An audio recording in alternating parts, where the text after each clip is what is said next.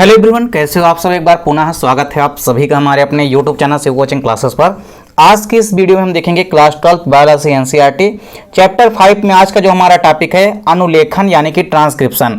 आज की इस वीडियो में हम देखेंगे अनुलेखन या ट्रांसक्रिप्शन क्या होता है, साथ ही साथ हम देखेंगे यूकैरियोट्स में अनुलेखन की क्रिया कैसे होती है, क्योंकि आपके एग्जाम में जो अक्सर क्वेश्चन पूछा जाता है वो यूकैरियोट्स के ऊपर पूछा जाता है।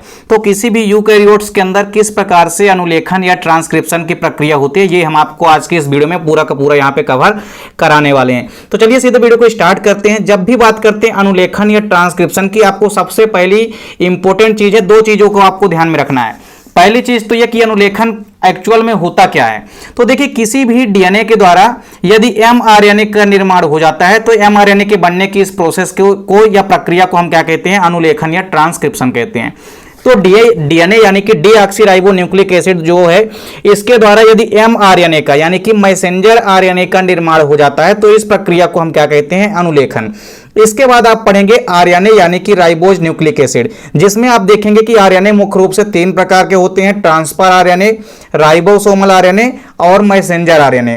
तो उसमें से जो मैसेंजर आरएनए है यानी कि एमआरएनए, उसका निर्माण यदि हो जाता है किसके द्वारा, डीएनए के द्वारा। तो डीएनए से जब एमआरएनए का निर्माण हो जाता है तो इसके बनने की प्रक्रिया क्या कहलाती है, अनुलेखन या ट्रांसक्रिप्शन कहलाती है। इसमें इंपॉर्टेंट चीज क्या आपको ध्यान में रखनी है कि यह प्रक्रिया जो है एक विशेष प्रकार के एंजाइम की उपस्थिति में संपन्न होती है और उस एंजाइम का नाम है आरएनए पॉलीमरेज एंजाइम। तो आरएनए पॉलीमरेज की एंजाइम में डीएनए द्वारा एमआरएनए के बनने की प्रक्रिया अनुलेखन कहलाती है, आप ऐसा भी कह सकते हैं। तो जब भी पॉलीमरेज एंजाइम उपस्थित होगा, कौन सा polymerase enzyme, RNA polymerase enzyme, क्योंकि बन क्या रहा है यहाँ पे आरएनए, तो आपको आरएनए से संबंधित यह नाम भी यहाँ पे याद रहेगा कि आरएनए पॉलीमरेज। तो आरएनए पॉलीमरेज जो एंजाइम है, इसकी उपस्थिति में डीएनए के द्वारा एमआरएनए बनने की प्रक्रिया क्या कहलाती है, ट्रांसक्रिप्शन कहलाती है या अनुलेखन कहलाती है। एक इंपॉर्टेंट चीज ये है कि यह क्रिया जो होती है प्रोटीन संश्लेषण का प्रथम चरण है। देखिए, आपको दो तीन चीजें यहां पे ध्यान में रखनी है। पहली चीज तो ये है कि यदि डीएनए के द्वारा डीएनए का निर्माण हो जाता है, डीएनए के द्वारा मान लीजिए यदि डीएनए का ही निर्माण हो जाता है तो इसे हम क्या कहते हैं, इसे हम कहते हैं रेप्लिकेशन, जैसा कि आप पिछली वीडियो में देख भी चुके हैं। तो यदि डीएनए के द्वारा डीएनए का ही निर्माण हो जाता है तो उसे हम कहते हैं रेप्लिकेशन। अब देखिए, डीएनए के द्वारा यदि एमआरएनए का निर्माण होता है तो उसे हम क्या कहते हैं, डीएनए के द्वारा यदि आरएनए का निर्माण होता है यानी कि एमआरएनए का यदि निर्माण होता है तो इसे हम क्या कहते हैं, ट्रांसक्रिप्शन। और यदि एमआरएनए के द्वारा फिर प्रोटीन का निर्माण होता है तो इसे हम क्या कहते हैं, ट्रांसलेशन यानी कि अनुवादन। तो देखिए, जब भी आपको याद रखना है कि प्रोटीन का निर्माण होता है, क्योंकि प्रोटीन का निर्माण किसमें से होगा, आरएनए से होगा। तो आरएनए से जो प्रोटीन का निर्माण होगा उसके प्रोसेस की ये पहली प्रक्रिया है, अर्थात प्रोटीन संश्लेषण का ये प्रथम चरण है। प्रथम चरण में क्या होगा, कोई भी डीएनए से क्या बनेगा, पहले तो एमआरएनए बनेगा और फिर उस एमआरएनए पर जब दूसरा स्टेप होगा, दूसरी प्रक्रिया होगी जिसके माध्यम से क्या होगा, प्रोटीन का फॉर्मेशन होगा यानी कि निर्माण होगा। तो यह क्रिया जो होती है, अनुलेखन की जो क्रिया होती है, यह प्रोटीन के संश्लेषण की प्रथम चरण होती है, यानी प्रथम चरण है प्रोटीन के निर्माण का, जिसमें क्या होता है, डीएनए द्वारा एमआरएनए का निर्माण होता है और यही प्रक्रिया क्या कहलाती है, अनुलेखन कहलाती है यानी कि ट्रांसक्रिप्शन कहलाती है। ट्रांसक्रिप्शन को अब हम देखेंगे कि किसी भी यूकैरियोट के अंदर कैसे ट्रांसक्रिप्शन यानी कि अनुलेखन की प्रक्रिया संपन्न होती है। इसके पहले आप पढ़ चुके हैं डीएनए की डबल हेलिक्स संरचना। तो डीएनए की संरचना जब आप देखते हैं यूकैरियोट्स के अंदर स्पेशली, तो आपको क्या दिखाई देता है कि दो स्टैंड्स होते हैं। इन दोनों स्टैंड्स में से देखिए, एक स्टैंड जिसकी जो ध्रुवता होती है वो 5 डॉट और 3 डॉट होती है, इसको हम कहते हैं कोडिंग स्टैंड। क्या कहते हैं, कोडिंग स्टैंड। दो स्टैंड होते हैं डीएनए के, तो एक स्टैंड को हम कहेंगे कोडिंग स्टैंड। और कोडिंग स्टैंड हम किसको कहेंगे, जिसकी ध्रुवता यानी कि पोलैरिटी क्या होगी, 5 डॉट और 3 डॉट होगी। तो 5 डॉट से यदि 3 डॉट है जिसकी पोलैरिटी, उसको हम कहेंगे कोडिंग स्टैंड। और दूसरा जो स्टैंड होता है उसे हम कहते हैं टेम्पलेट स्टैंड। क्या कहते हैं, दूसरे को हम कहते हैं टेम्पलेट स्टैंड। और टेम्पलेट स्टैंड की जो पोलैरिटी होती है वो क्या होती है, इसकी ध्रुवता जो होती है वो 3 डॉट से 5 डॉट की ओर होती है। तो सबसे पहले आपको दो चीजें ध्यान में रखनी है। पहली चीज तो ये कि एमआरएनए का जो निर्माण होता है वो कोडिंग स्टैंड पर होता है। किसमें होता है, एमआरएनए का जो निर्माण होगा वो हमेशा कोडिंग स्टैंड पर होगा, अर्थात जिस स्टैंड की ध्रुवता 5 डॉट से 3 डॉट की ओर है उसमें होगा। लेकिन एमआरएनए की जो प्रक्रिया होगी बनने की वो किस में होगी, टेम्पलेट स्टैंड पे। किस में होगी, टेम्पलेट स्टैंड में होगी। देखिए, तो जब भी एमआरएनए बनने की जो प्रोसेस होगी, जो क्रिया होगी, वो कहां से शुरुआत होगी, टेम्पलेट स्टैंड में होगी। तो इसकी प्रक्रिया कहां होगी, टेम्पलेट स्टैंड पे होगी। किसकी, एमआरएनए की बनने की प्रक्रिया। लेकिन एमआरएनए बनेगा कहां पे, तो कोडिंग स्टैंड पे बनेगा। ये चीज आपको ध्यान में रखनी है। तो सबसे पहले क्या होता है इस प्रक्रिया में, टेम्पलेट स्टैंड जो होता है, यानी जिसकी ध्रुवता जो होती है 3 डॉट से लेकर के, यानी कि 3 एंड से लेकर के 5 एंड की ओर होती है, इसमें से सबसे पहले एक प्राथमिक प्रतिलिपि का निर्माण होता है, यानी कि प्राइमरी ट्रांसक्रिप्ट का निर्माण होता है। और जैसे ही प्राइमरी ट्रांसक्रिप्ट का निर्माण होता है, इसमें से एचएनआरएनए बनता है। क्या बनता है, एक आरएनए बनता है जिसको हम कहते हैं एचएनआरएनए। इसका पूरा नाम होता है हेट्रोजीनियस न्यूक्लियर आरएनए। क्या होता है, हेट्रोजीनियस न्यूक्लियर आरएनए।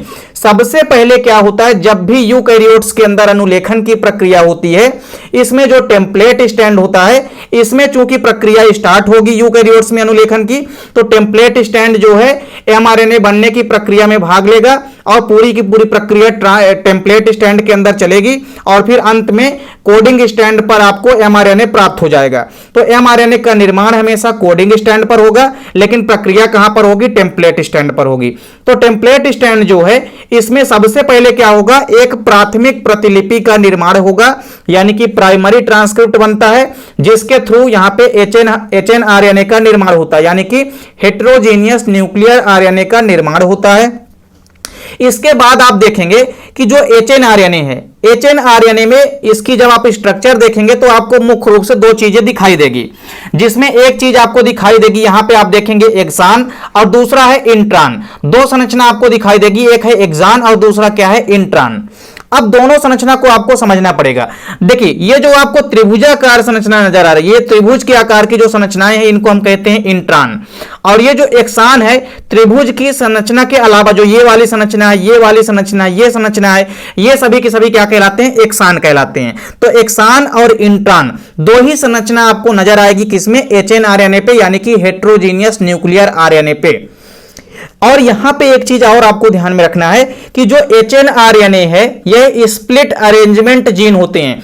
एचएनआरएनए में जो जीन होते हैं वो स्प्लिट क्रम में अरेंज होते हैं। जैसा कि आप देख सकते हैं, एक एक्सान होगा, फिर इसके बाद इंट्रॉन होगा, फिर एक्सान होगा, फिर इंट्रॉन होगा, फिर एक्सान होगा, फिर इंट्रॉन होगा। मतलब एक क्रम वाइज क्रम, पहले एक्सान फिर इंट्रॉन, पहले एक्सान फिर इंट्रॉन। तो इस प्रकार से एक्सान के बाद इंट्रॉन, फिर एक्सान, फिर इंट्रॉन। तो यह क्रम क्या कहलाता है, जीनों का स्प्लिट अरेंजमेंट कहलाता है। तो इस प्रकार से स्प्लिट अरेंजमेंट के रूप में व्यवस्थित हो जाते हैं एचएनआरएनए। तो एचएनआरएनए में आपको 2 चीजें दिखाई देती है, एक तो होता है एक्सान और दूसरा होता है इंट्रॉन। तो इसमें आपको याद रखना है कि एक्सान और इंट्रॉन जो होते हैं, ये जो जीन होते हैं, ये स्प्लिट अरेंजमेंट होते हैं, अर्थात स्प्लिट के रूप में एक दूसरे से व्यवस्थित होते हैं। यह प्रक्रिया आपको ध्यान में रखनी है। अब देखिए, सबसे पहले तो आपने क्या देखा कि टेम्पलेट स्टैंड पर क्या हो रहा है, टेम्पलेट स्टैंड से प्राथमिक प्रतिलिपि यानी कि प्राइमरी ट्रांसक्रिप्ट का निर्माण होता है। इसके बाद एचएनआरएनए यानी कि हेट्रोजीनियस न्यूक्लियर आरएनए बनता है। और ये जब ये हेट्रोजीनियस न्यूक्लियर आरएनए बन जाता है तो यह स्प्लिट अरेंजमेंट के रूप में व्यवस्थित हो जाता है। इसके अलावा आपको ध्यान में रखना है कि जो एचएनआरएनए होता है, यानी जो हेट्रोजीनियस न्यूक्लियर आरएनए है, इसमें कुछ अतिरिक्त प्रक्रियाएं होती है, जिसको आप कहते हैं कि अतिरिक्त क्रियाएं। तो देखिए, ये जो एचएनआरएनए होता है, इस पर कुछ एडिशनल प्रोसेसिंग होती है, यानी कुछ अतिरिक्त क्रियाएं होती है। अतिरिक्त क्रिया किस प्रकार से होगी, देखिए, अब हमने आपको क्या कहा कि यहां पर क्या होगा, टेम्पलेट स्टैंड जो है, टेम्पलेट स्टैंड पे आप देखेंगे क्या होता है, एक 3 डॉट होता है और एक क्या होता है, 5 डॉट होता है। तो 3 डॉट से स्टार्टिंग होती है और 5 डॉट में क्या होता है, समापन होता है। अब देखिए, जो 3 डॉट एंड है, इस पर क्या होगा, इस पर क्या होगा, आच्छादन की क्रिया होगी। क्या होगी इस पर आपको याद रखना है क्या होगा, इस पर टेलिंग की क्रिया होगी। मतलब दो यहां पे आप देख सकते हैं कि इसकी ध्रुवण क्षमता 2 है, यानी कि 3 डॉट से स्टार्टिंग है और कहां पे समापन है, 5 डॉट पे। तो 5 डॉट में ये कैप वाला भाग होता है, 2 भाग होते हैं। आप इजिली यहां पे समझ सकते हैं कि इसमें 2 भाग होते हैं। और 2 भाग में से आप देखेंगे, जैसे आप यदि हम बात करते हैं डीएनए की संरचना की, तो देखिए इसमें 2 भाग हैं। एक तो डीएनए हमारा है कोडिंग डीएनए। तो कोडिंग डीएनए की जो ध्रुवता है वो कहां से स्टार्टिंग है, उसकी ध्रुवता जो स्टार्टिंग है आप देखें वो है 5 डॉट से 3 डॉट की ओर। जबकि जो टेम्पलेट डीएनए है इसकी ध्रुवता क्या है, 3 डॉट से स्टार्टिंग है और समापन कहां है, 5 डॉट में। तो देखिए इसमें दो सिराएं हैं, एक 3 डॉट सिरा है और एक 5 डॉट सिरा है। तो 5 डॉट सिरा जो है कैप वाला भाग है। तो देखिए 5 डॉट वाला जो सिरा ये कैप भाग है और कैप भाग पर जैसा कि नाम से स्पष्ट है इसको हम कैप भाग कहते हैं। तो कैप भाग में कौन सी प्रक्रिया होगी, कैपिंग की क्रिया होगी। और कैपिंग की क्रिया होगी तो इसको हम क्या कहते हैं हिंदी में, आच्छादन की क्रिया। कैपिंग मतलब होता है आच्छादन। तो जो 5 डॉट है, 5 डॉट पर आपको याद रखना है कि कैपिंग की प्रक्रिया होती है, यानी कि आच्छादन की प्रक्रिया होती है। अब आच्छादन की प्रक्रिया होगी कैपिंग भाग में। लेकिन यदि हम बात करते हैं 3 डॉट पे, तो 3 डॉट वाला जो भाग है ये टेल वाला भाग है और इस पर आपको याद रखना है कि टेलिंग की प्रोसेस होगी, यानी कि पुच्छन की प्रक्रिया होगी। किसकी प्रक्रिया होगी, तो पुच्छन की प्रक्रिया यहां पे होती है। तो दोनों में बस आपको एक डिफरेंस याद रखना है कि जो कैप वाला भाग होता है, कैप वाले रीजन पे यानी कैप भाग में हमेशा आपको याद रखना है कि मेथिल गुआनोसिन ट्राइफॉस्फेट जुड़ता है। क्या जुड़ता है, मेथिल गुआनोसिन ट्राइफॉस्फेट। इसको हम शॉर्टकट में कैसे यहां पे रिप्रेजेंट करेंगे, यहां पे कैपिटल एम है, उसके नीचे फिर कैपिटल जी है, फिर उसके थोड़ा नीचे यहां पे एक क्रम में यहां पे फास्फेट समूह है। कितने फास्फेट समूह है, 3 फास्फेट समूह है। जैसा कि नाम से स्पष्ट है ट्राइफॉस्फेट। तो यहां पे methyl, M for methyl, G for guanosine और तीन यहां पे हमने ले रखा है क्या, फास्फेट समूह, तो ट्राइफॉस्फेट। तो कुल मिलाकर के आपने देखा कि कैप भाग होता है और टेलिंग भाग होता है। दो ही सिरे होते हैं, एक 5 डॉट सिरा होता है, एक 3 डॉट सिरा होता है। तो जो एचएनआरएनए का निर्माण होता है वो चूंकि टेम्पलेट स्टैंड से होता है, तो टेम्पलेट स्टैंड में दो सिरे होते हैं, एक 3 डॉट सिरा, एक 5 डॉट सिरा। 5 डॉट सिरे में कैपिंग की प्रक्रिया होती है, यानी कि आच्छादन की प्रक्रिया होती है, और 3 डॉट सिरे में टेलिंग यानी कि पुच्छन की प्रक्रिया होती है। जहां पे कैपिंग की प्रक्रिया होती है वहां पे मेथिल गुआनोसिन ट्राइफॉस्फेट जुड़ता है, और जहां पे जो पुच्छन की प्रक्रिया होती है उसमें 200 से लेकर के 300 के बीच में एडिनिलिक एसिड जुड़ते हैं। आपने देखा होगा कि एडिनिलिक एसिड क्या होता है, एक प्रकार का न्यूक्लियोटाइड है। तो इस प्रकार से आप देखेंगे कि 200 से लेकर के 300 की संख्या में क्या जुड़ जाते हैं, एडिनिलिक एसिड जुड़ जाते हैं। किस पर, पुच्छन वाले भाग पर, यानी कि टेल वाले भाग पर, यानी कि 3 डॉट वाले भाग पे। इसको आप पूरा का पूरा डायग्राम के थ्रू भी अभी आप समझेंगे कि किस प्रकार से आच्छादन की प्रक्रिया होती है और किस प्रकार से पुच्छन की प्रक्रिया होती है। तो अब आप इसको आसानी से यहां पे डायग्राम में भी देख सकते हैं। हमने क्या कहा कि सबसे पहले टेम्पलेट स्टैंड जो होता है, टेम्पलेट स्टैंड से क्या बनेगा, टेम्पलेट स्टैंड से प्राइमरी ट्रांसक्रिप्ट बनेगा, यानी कि प्राथमिक प्रतिलिपि बनते हैं, और इस प्राथमिक प्रतिलिपि के बनने के परिणाम स्वरूप एचएनआरएनए का निर्माण होता है। और एचएनआरएनए जब बन जाता है तो इस पर अतिरिक्त प्रक्रियाएं होती है। एचएनआरएनए जब बन जाता है किस पर बनता है, तो यह बनता है 3 डॉट से 5 डॉट पर, यानी कि टेम्पलेट स्टैंड पर बनता है। तो टेम्पलेट स्टैंड में 2 ध्रुव होते हैं, एक 3 डॉट ध्रुव होता है और एक 5 डॉट सिरा होता है। तो देखिए टेम्पलेट स्टैंड पे 2 ध्रुव होते हैं, एक 3 डॉट सिरा, एक 5 डॉट सिरा। 5 डॉट सिरे पर कैपिंग की प्रक्रिया होती है। तो आप यहां पे देख सकते हैं कि हमारे पास ये जो टेम्पलेट स्टैंड है ये भाग लेगा किसमें, अनुलेखन की प्रक्रिया में। इसमें एक 3 डॉट सिरा होता है, एक 5 डॉट सिरा होता है। 5 डॉट सिरे पर कैपिंग की प्रक्रिया होती है। कैपिंग की प्रक्रिया होगी तो इसमें क्या जुड़ता है, इसमें मेथिल गुआनोसिन ट्राइफॉस्फेट जुड़ता है। तो हमने 5 डॉट में यहां पे आप देख सकते हैं क्या जोड़ दिया है, मेथिल गुआनोसिन ट्राइफॉस्फेट। तो 5 डॉट सिरे पर आपको हमेशा याद रखना है कैपिंग की प्रक्रिया होगी। और ये जो 3 डॉट सिरा है, 3 डॉट सिरे पर अभी आप देखेंगे क्या होगा, इसमें आपको याद रखना है कि 200 से लेकर के 300 की संख्या में एडिनिलिक एसिड जुड़ते हैं। अब देखिए सेम प्रक्रिया आगे बढ़ेगी, आगे बढ़ेगी तो हमने क्या कहा, अब देखिए हमने क्या कहा कि डीएनए के स्टैंड के अंदर आपको जब एचएनआरएनए बन जाएगा, एचएनआरएनए में आपको 2 प्रकार से संरचना नजर आएगी। एक तो एक्सान दिखाई देगा और दूसरा क्या दिखाई देगा, इंट्रॉन दिखाई देगा। तो ये जो आपको डार्क कलर के नजर आ रहे हैं, गुलाबी रंग का हमने यहां पे शो कर रखा है, ये क्या होते हैं, ये होते हैं इंट्रॉन। और ये जो खाली भाग हैं जो कि आपको व्हाइट कलर में दिख रहा है, ये क्या होते हैं, ये होते हैं एक्सान। तो एक्सान और इंट्रॉन एचएनआरएनए पर 2 ही चीजें दिखाई देती है। तो देखिए सबसे पहले ये जो टेम्पलेट स्टैंड है ना, इस टेम्पलेट स्टैंड से जो संरचना बनी है, इस पूरी की पूरी संरचना को हम क्या कहते हैं, इसको हम कहते हैं प्राइमरी ट्रांसक्रिप्ट, यानी कि प्राथमिक प्रतिलिपि। और देखिए प्राथमिक प्रतिलिपि का निर्माण हो चुका है, इसमें एचएनआरएनए का निर्माण हो गया है। और एचएनआरएनए में आपको याद रखना है कि एचएनआरएनए पे 2 भाग दिखाई देते हैं, एक तो एक्सान और दूसरा इंट्रॉन। इस वाली संरचना में आपको देखिए हमने यहां पे लिखा भी है कि ये जो संरचना होती है ये होती है एक्सान, और ये जो डार्क डार्क संरचना आपको नजर आ रही है, इसको हम कहते हैं इंट्रान। तो इंट्रान और एक्सान दो ही चीजें नजर आती है किसमें, जब भी हम बात करते हैं प्राथमिक प्रतिलिपि की। इजिली आप यहां पे समझ सकते हैं कि देखिए सबसे पहले क्या होगा, एक संरचना बनेगी किसमें से, टेम्पलेट स्टैंड से। हमने क्या कहा कि टेम्पलेट स्टैंड से क्या बनता है, टेम्पलेट स्टैंड से पहले तो प्राथमिक प्रतिलिपि का निर्माण होता है। अब आप यहां पे देख सकते हैं कि प्राथमिक प्रतिलिपि का निर्माण हो गया। प्राथमिक प्रतिलिपि का निर्माण होने के पश्चात क्या होता है, हमेशा आपको याद रखना है कि एचएनआरएनए बनता है। एचएनआरएनए में दो भाग होते हैं, एक तो होता है एक्सान और दूसरा होता है क्या, इंट्रान। तो आप यहां पे देख सकते हैं ये जो भाग होता है खाली खाली भाग, इसको हम कहते हैं एक्सान, और ये जो डार्क वाले भाग होते हैं इनको हम क्या कहते हैं, इंट्रान।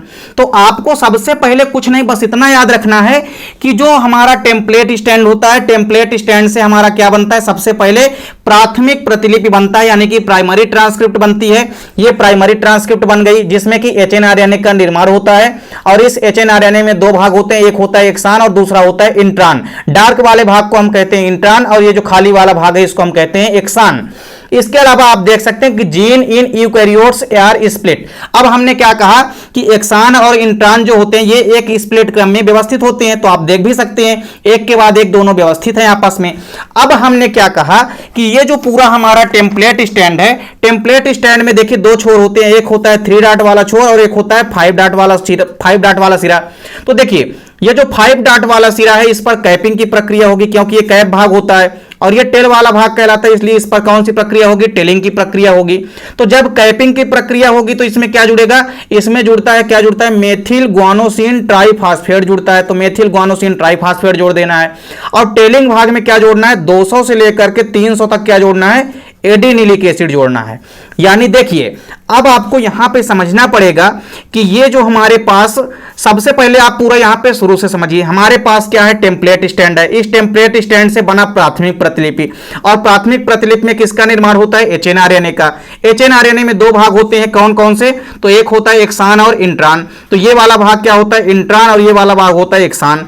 और इस पर क्या होगी, कैपिंग की प्रक्रिया होगी, और किसकी प्रक्रिया होगी, पुच्छन की प्रक्रिया होगी। क्यों, क्योंकि दो सिरे हैं, एक 5 डॉट सिरा है और एक 3 डॉट सिरा है। 5 डॉट सिरे पर कैपिंग की प्रक्रिया होती है जिस पर मेथिल ग्वानोसिन ट्राइफॉस्फेट जुड़ता है, तो हमने यहां पे जोड़ दिया है। और जो यहां पे 3 डॉट वाला सिरा है, 3 डॉट वाले सिरे में देखिए क्या जोड़ना है, तो इसमें टेलिंग की प्रक्रिया होती है, यानी कि पुच्छन की प्रक्रिया होती है। तो इस पर पुच्छन की प्रक्रिया होती है, तो क्या जोड़ना है आपको, यहां पे आपको एडिनिलिक एसिड जोड़ना है। तो एडिनिलिक एसिड आपको कितने जोड़ना है, लगभग 200 से 300 जोड़ना है। तो पॉली एडिनिलिक एसिड जोड़ना है यहाँ पे, यानी मतलब कई सारे यहाँ पे हमको एडिनिलिक एसिड जोड़ना है। तो यहाँ पे हम जोड़ देंगे क्या, एडिनिलिक एसिड। तो दो सिरे हैं हमारे पास, एक 5 डॉट सिरा है, एक 3 डॉट सिरा है। 3 डॉट सिरे पर क्या होगा, पुच्छन की प्रक्रिया होगी जिसमें एडिनिलिक एसिड जोड़ना है। कितने जोड़ना है, 200 से 300 की संख्या में जोड़ना है। और जो 5 डॉट सिरा है इस पर क्या होगा, कैपिंग की प्रक्रिया होगी। कैपिंग की प्रक्रिया में हमेशा आपको याद रखना है कि मेथिल ग्वानोसिन ट्राइफॉस्फेट जुड़ता है। तो यहां पे आप जोड़ देंगे मेथिल ग्वानोसिन ट्राइफॉस्फेट 5 डॉट वाले सिरे पे। और अब इसके बाद एक प्रक्रिया होती है जिसको हम कहते हैं आरएनए स्प्लिसिंग। आरएनए स्प्लिसिंग का मतलब होता है आरएनए संबंधन। आरएनए संबंधन का मतलब होता है, देखिए यहां पे आप इजीली समझ सकते हैं। देखिए एचएनआरएनए से इंट्रांस को हटाने की क्रिया ही क्या कहलाती है, आरएनए संबंधन कहलाती है, यानी कि आरएनए स्प्लिसिंग कहलाती है।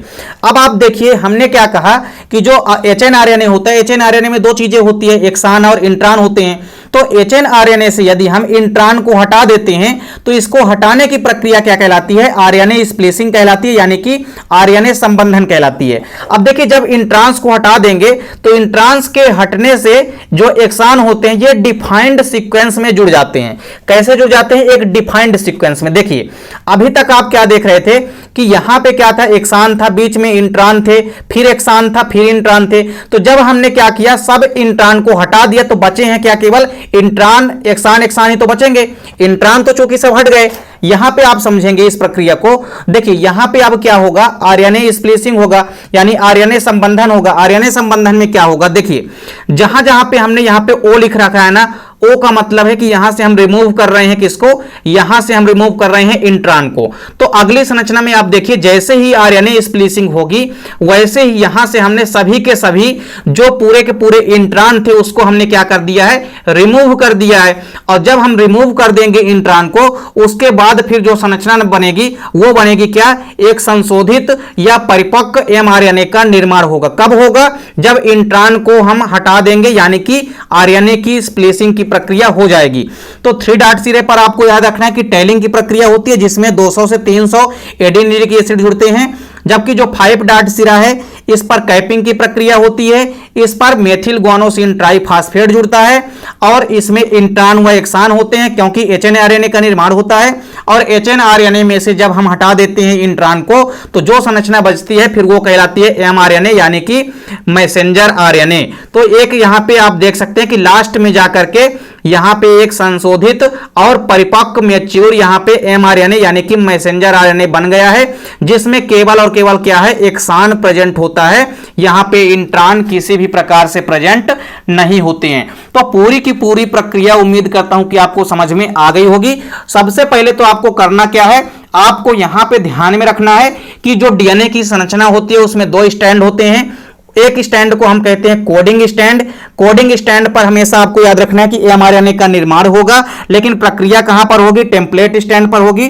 तो टेम्पलेट स्टैंड पर क्या होगा, सबसे पहले जो टेम्पलेट स्टैंड है इसमें से प्राइमरी ट्रांसक्रिप्ट यानी कि प्राथमिक प्रतिलिपि का निर्माण होता है, जिसके परिणाम स्वरूप एचएनआरएनए का निर्माण होता है। और एचएनआरएनए जब निर्माण हो जाता है तो उसमें 2 भाग आपको दिखाई देते हैं, एक भाग होता है एक्सान और दूसरा भाग होता है इंट्रॉन। तो एक्सान और इंट्रॉन 2 ही भाग होते हैं एचएनआरएनए के अंदर। और अब आप पाएंगे कि ये जो हमारा टेम्पलेट स्टैंड है इसमें 2 सिरे होते हैं, एक 5 डॉट सिरा होता है, एक 3 डॉट सिरा होता है। 5 डॉट सिरे पर हमेशा आपको याद रखना है कि कैपिंग की प्रक्रिया होती है यानी कि आच्छादन की प्रक्रिया होती है, क्योंकि जो 5 डॉट वाला भाग होता है ये कैप वाला भाग है, इस पर कैपिंग की प्रक्रिया होगी। और कैपिंग की जब प्रक्रिया होगी तो इस पर मेथिल गुआनोसिन ट्राइफॉस्फेट जुड़ेगा, तो हमने जोड़ दिया है यहां पे। और ये जो 3 डॉट वाला सिरा होता है इस पर क्या होगा, इस पर पुच्छन की क्रिया होती है। और जब पुच्छन की प्रक्रिया होती है तो इसमें कई सारे एडेनिलिक एसिड जो है ऐड होते हैं। तो यहां पे आप देख सकते हैं कि 3 डॉट में हमने क्या जोड़ दिया है, एडेनिलिक एसिड जोड़ दिया है। तो ये टेल वाला भाग होता है जिसमें हमने एडेनिलिक एसिड जोड़ दिया है। और अब आपको करना क्या है कि जो प्राइमरी ट्रांसक्रिप्ट बने हैं यानी कि जो प्राथमिक प्रतिलिपि बनी है इसमें एचएनआरएनए का निर्माण हुआ है। एचएनआरएनए आप देख सकते हैं कि इसमें एक्सान और इंट्रॉन होते हैं। जो डार्क वाला भाग होता है वो इंट्रॉन कहलाता है और जो नॉर्मल भाग होता है खाली वाला भाग ये क्या कहलाता है, एक्सान कहलाता है। दोनों एक स्प्लिट क्रम में व्यवस्थित होते हैं। स्प्लिट क्रम का मतलब है कि एक के बाद एक क्रम में दोनों एक दूसरे के क्रम में व्यवस्थित होते हैं। और इसके बाद एक प्रक्रिया होती है जिसको हम कहते हैं आरएनए स्प्लिसिंग यानी कि आरएनए संबंधन। और आरएनए संबंधन जब भी होता है तो आरएनए संबंधन में क्या होता है कि जो हमारा एचएनआरएनए बना है उस एचएनआरएनए में से इंट्रॉन को हटा दिया जाता है। तो जब हम एचएनआरएनए से इंट्रॉन को हटा देते हैं तो बाकी का जो शेष बचा यहां पे हमारा आरएनए का होता है वो क्या कहलाता है, मैसेंजर आरएनए यानी कि संशोधित या परिपक्व आरएनए का निर्माण हो जाता है। तो यहां पे मैसेंजर आरएनए का फॉर्मेशन हो जाता है जिसमें केवल और केवल एक्सान होता है। इंट्रॉन पूरी तरह से हट गया है, किसी भी प्रकार से यहां पे एक्सान नहीं बचा है। यहां पे केवल टेलिंग भाग है जिसमें एडेनिलिक एसिड होंगे और यहां पे मेथिल गुआनोसिन फास्फेट होगा जो कि 5 डॉट सिरे पर होता है।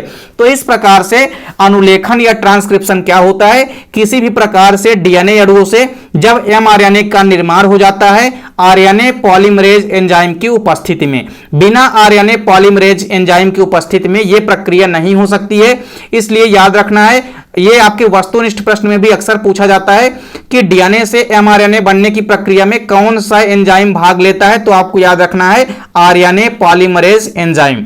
तो उम्मीद करता हूं कि यूकैरियोट्स के अंदर किस प्रकार से अनुलेखन की क्रिया होती है ये आपको समझ में आ गया होगा। वीडियो अच्छी लगे तो लाइक कमेंट जरूर कीजिए, साथ ही साथ दोस्तों के बीच ज्यादा से ज्यादा वीडियो को शेयर कीजिए।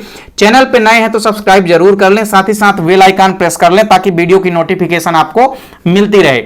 मिलते हैं नेक्स्ट वीडियो में, तब तक के लिए जय हिंद, वंदे मातरम।